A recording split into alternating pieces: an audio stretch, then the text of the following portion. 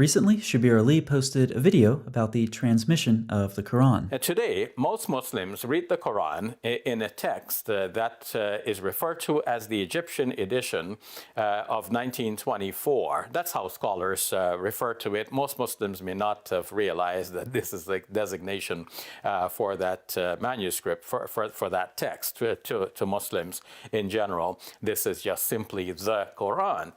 But this is not the only text of the Quran that is read throughout the world.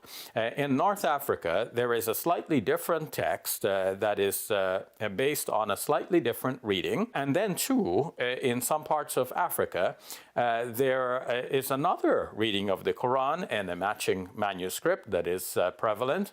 And here too, we find some slight variations that do not affect Muslim beliefs and do not affect Muslim practices in any significant degree. Ralph Cravey, who brought this video to my attention, comments, he is saying essentially the same thing about the Quran that we say about the Bible. He says that the textual variants in the Qurans do not affect any core Islamic beliefs.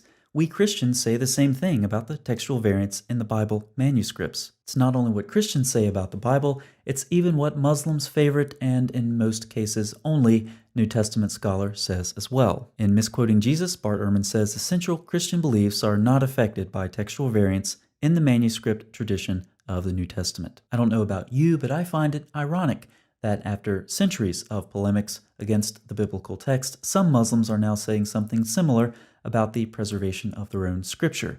But when Shabir says this, the various readings do not change anything that Muslims believe and do not affect the practices of Muslims in any significant degree. Is he correct? I would argue Muslims need to be very cautious about these claims. Biblical text criticism has been around for centuries and is in its advanced stages.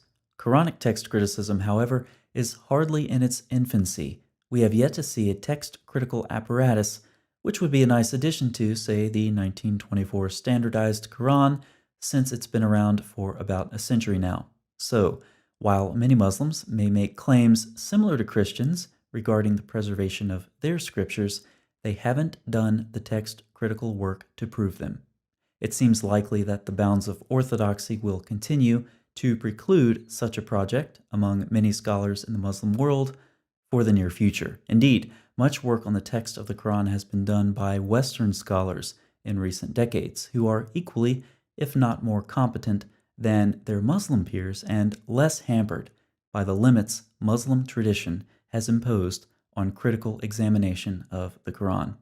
Now, there are always Muslims who post comments on my videos talking about how the text of the Quran doesn't matter. The Quran has been perfectly preserved through memorization.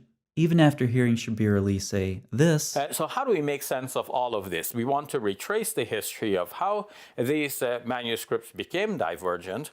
How is it that we have a variety of readings of the Quran and manuscripts to match? These copy-pasters will continue to impress us with all of the stories about the miraculous, perfect memorization of the Quran, and in the process imply they don't care about the data. For everyone else interested in the topic, it will be fascinating to see if a more evidence-based understanding of the transmission of the Quran filters down to popular-level Muslims, and how these Muslims react when they find out that the data conflict with what they've been told about the perfect preservation of the Quran, every dot, every letter, every sound. Of course, this conflict of data and tradition is the problem the Muslim world is facing on multiple fronts, not just with the preservation of the Quran. There are interesting days ahead.